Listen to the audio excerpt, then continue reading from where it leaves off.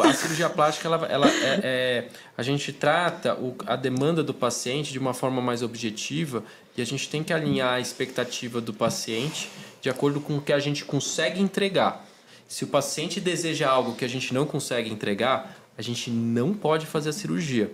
Agora, se o que ela deseja a gente consegue entregar, a gente pode. E a gente tem que compartilhar os riscos, porque não é porque o que ela quer a gente consegue entregar que a gente vai entregar, porque pode ter intercorrências no caminho e que podem prejudicar todo o objetivo. Então, por isso que a cirurgia plástica ela ainda é uma medicina de meios. A gente entrega o caminho para tentar chegar naquele fim.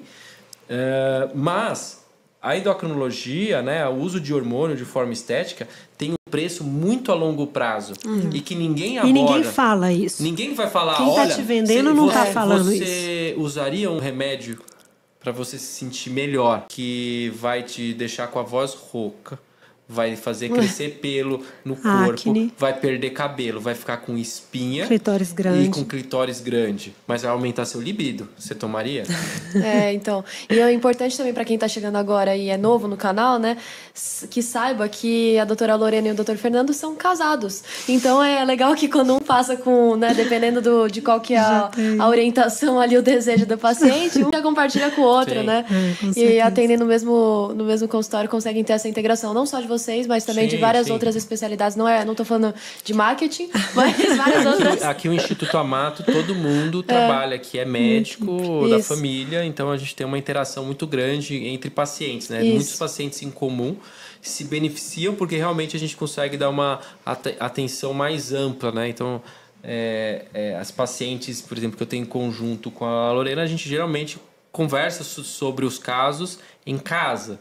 Né? Então, pontualmente, a semana passada a gente deve ter discutido uns 3, 4 pacientes. Estudando os casos.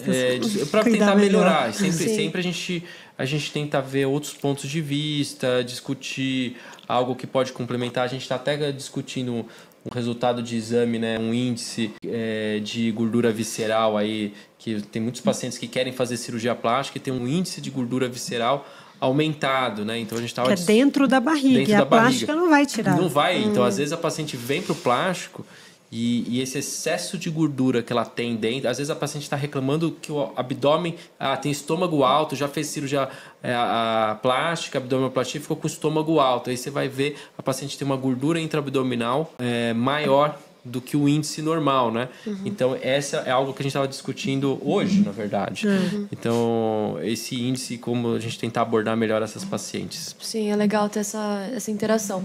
Doutora, é importante a gente também citar a questão dos adolescentes, né? Que a gente falou dos problemas que os pacientes podem ter com o uso errado, né, desses hormônios, mas, em alguns casos, o que a Sociedade da Endocrinologia diz sobre o uso para... eu não ia falar criança, porque criança eu acredito que ainda seja muito... prematuro, né, para indicar algo, mas e para os adolescentes? Duas consequências muito graves, né? Uma, primeiro, a atrofia do testículo permanente, né?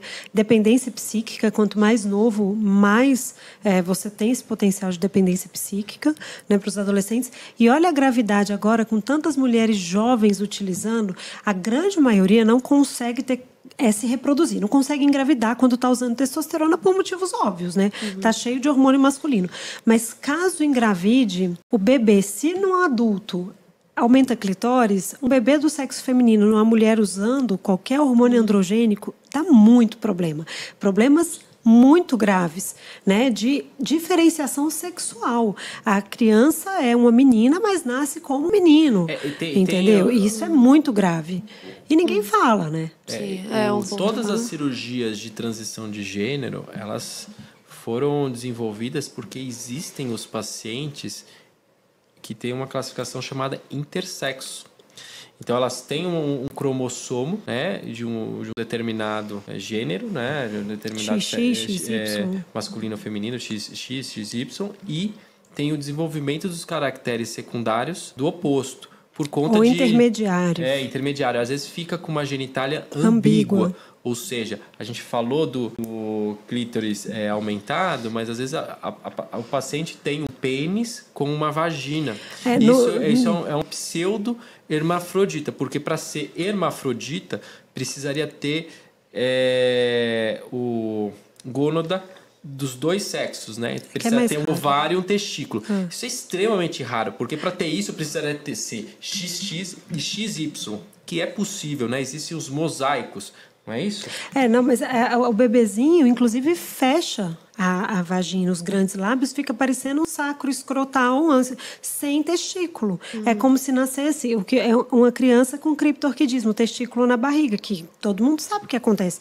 E aí fala, não, é um menino com testículo na barriga, é só isso, porque fica o clitóris aumentado, com grandes lábios fechados numa menina bebê, é menino, para quem olha. Aí vai fazer ultrassom para tentar encontrar o testículo e encontra o útero. E aí? E aí já era tratado como menino.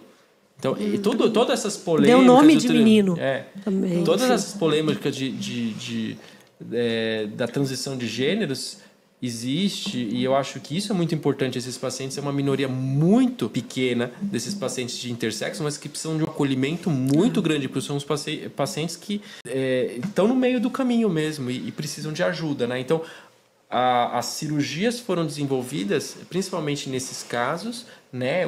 A manipulação dos hormônios também acabou desenvolvendo muito por conta desses casos, e o uso de hormônio numa paciente grávida, né? Até doenças que podem estar relacionadas a uma produção irregular de hormônio pode causar essas alterações. Sim, acho que vale realmente um episódio só para falar sobre isso, né? Porque tem muita coisa da transição de gênero que pode...